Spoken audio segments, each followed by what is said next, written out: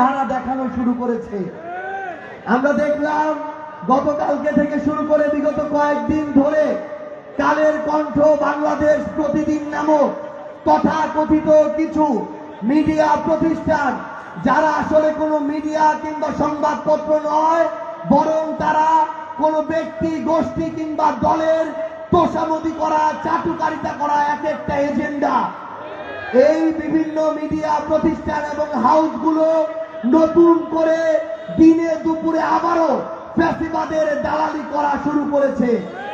তারা এতদিন ধরে যখন আওয়ামী লীগ ক্ষমতায় ছিল অবৈধভাবে, তখন আওয়ামী লীগের দালালি করেছিল। তখন তারা তাদের জায়গা থেকে, যখন বিএনপি এই স্বৈরাচারের অত্যাচারে নিপীড়িত ছিল, তখন তারা তাদের জায়গা থেকে বিএনপির বিরুদ্ধে প্রোপাগান্ডা ছড়িয়েছে। জামাত সহ অন্যান্য যারা রাজনৈতিক দল ছিল তাদের বিরুদ্ধে তারা প্রোপাগান্ডা ছড়িয়েছে। তখন তারা শিরোনাম করত তারেক রহমানের ভুল রাজনীতি, তারা শিরোনাম করত জিয়ার প্রতিষ্ঠিত দলটির বিরামহীন অপকর্ম, শেখ হাসিনা পারেন, খালেদা জিয়া পারেন না, ক্যাসিনোর আইডিয়া তারেক রহমানের।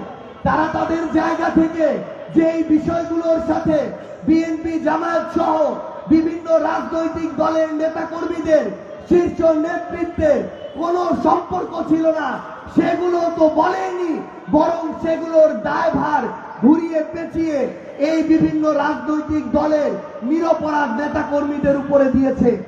আজকে তারা নতুন করে আবার এই বাংলাদেশে যারা আওয়ামী সন্ত্রাসী ছিল, কালপ্রিট ছিল, তাদেরকে আবার নতুন করে বাংলাদেশে আবার স্ট্যাবলিশ করার নতুন এজেন্ডা হাতে নিয়েছে।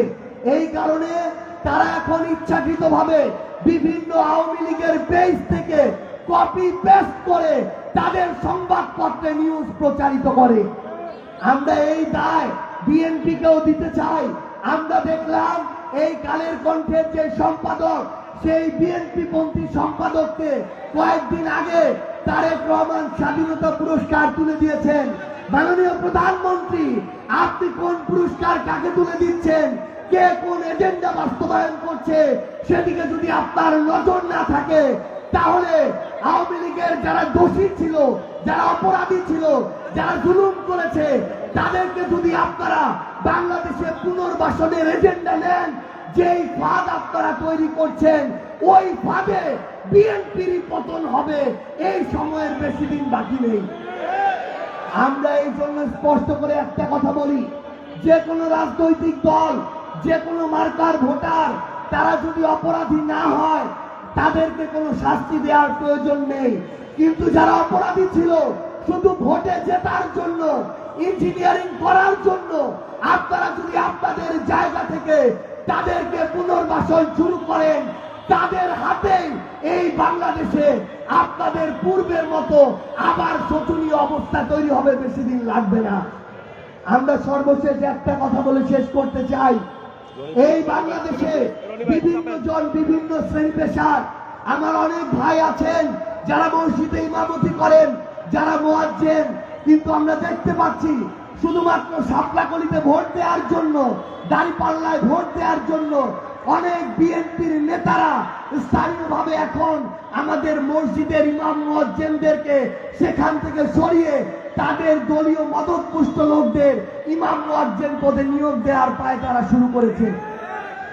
একটা ভোট দেওয়া যদি দোষের হয়, তাহলে তো ভোট হওয়ার দরকার ছিল না। কোন একজন ইমাম যদি একটা মার্কায় স্বাধীনভাবে ভোট না দিতে পারে, তাহলে তো ইমামের ভোটাধিকার থাকার দরকার ছিল না। কিন্তু এরপরও আপনারা যদি দলীয়ভাবে সেই কাজগুলোই করেন, যেই কাজের কারণে আওয়ামী লীগের আজকে এই অবস্থা, তাহলে আওয়ামী লীগ যে পথে গিয়েছে, আমরা যদিও চাই না, কিন্তু দুঃখজনক ভাবে ওই একই পথে আপনাদেরকে সামনের দিনে হাঁটতে হবে। পরিশেষে এটুকুই আহ্বান করব, আমরা আমাদের এই বাংলাদেশে, এই ফরিদপুরে আমরা জুলাইয়ের পরে যারা জুলাই ছিলাম, আমরা একসাথে আমাদের রাজনীতিটা করে যেতে চাই।